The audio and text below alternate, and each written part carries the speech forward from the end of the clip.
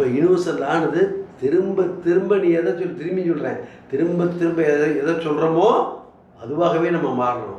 அப்போ ஜெபம் அங்கே பண்ணுறாங்க, உரு ஏற்றுறாங்க.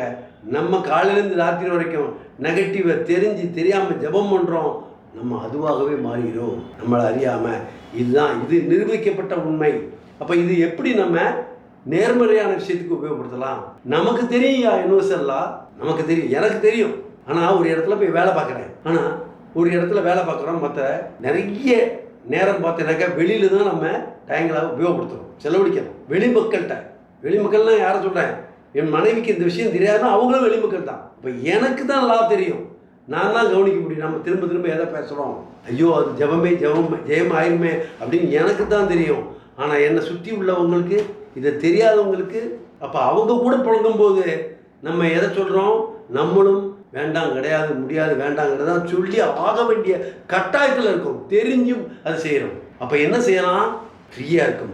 தீர்வு என்ன இதுக்கு, எப்படி நமக்கு தேவையான விஷயத்த திரும்ப திரும்ப திரும்ப திரும்ப சொல்லி சொல்லி சொல்லி, எப்போல்லாம் பைக்கில் போகும்போது, ஃப்ரீயாக இருக்கும்போது, வாக்கிங் போகும்போது, எங்கெங்கெல்லாம் ஃப்ரீயாக இருக்கீங்களோ, நான் ஆனந்தமாக இருக்கேன், நான் சுகமாக இருக்கேன். காலம் பிறந்து ராத்திரி வரைக்கும் நீங்கள் என்னென்ன பேசுகிறீங்க, எதை செய்கிறீங்க, அதை நம்ம கவனிக்கவே வேண்டாம்.